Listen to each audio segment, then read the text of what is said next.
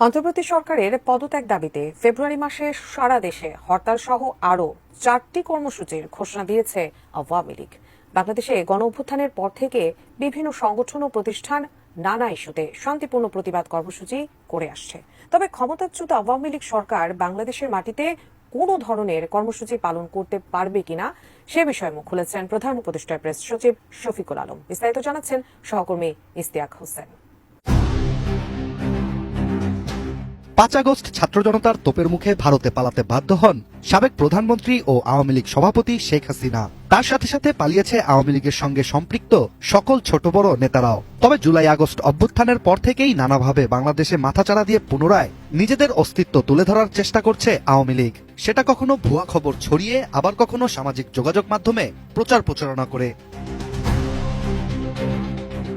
তবে এবার আনুষ্ঠানিকভাবে নিজেদের ফেসবুক পেজে ফেব্রুয়ারি মাস জুড়ে নতুন 5টি কর্মসূচির ঘোষণা দিয়েছে আওয়ামী লীগ, যেখানে 10 দাবি তুলে ফেব্রুয়ারি মাসের 1 তারিখ থেকে 18 তারিখ পর্যন্ত বিভিন্ন কর্মসূচি পালন করবে বলে 28 জানুয়ারি জানিয়েছে দলটি। কিন্তু আওয়ামী লীগের এমন ঘোষণার পরপরই সামাজিক যোগাযোগ মাধ্যম জুড়ে চলছে তুমুল আলোচনা সমালোচনা। অনেকের মনেই প্রশ্ন, জুলাই আগস্ট আন্দোলনে আওয়ামী লীগ যেভাবে অত্যাচার ও নিপীড়ন চালিয়েছে বাংলাদেশের সাধারণ জনগণ ও ছাত্রছাত্রীদের উপর, তারপরও কি দলটি এই বাংলার মাটিতে কোনো ধরনের কর্মসূচি পালন করতে পারবে?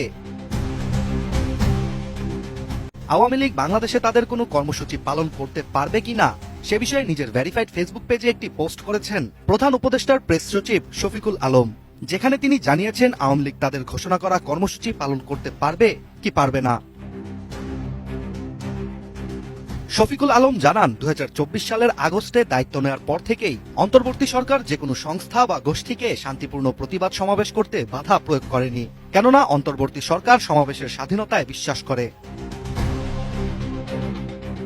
তবে আওয়ামী লীগের ঘোষণা করা কর্মসূচির প্রসঙ্গে তিনি প্রশ্ন রাখেন, ফ্যাসিস্ট আওয়ামী লীগ দলকে বিক্ষোভ বা কর্মসূচি পালন করতে দেয়া কি উচিত, যে শেখ হাসিনার নেতৃত্বেই জুলাইয়ের গণঅভ্যুত্থানের সময় গণহত্যা, খুন ও মারপিটের মতো জঘন্য কাজগুলো করা হয়েছিল।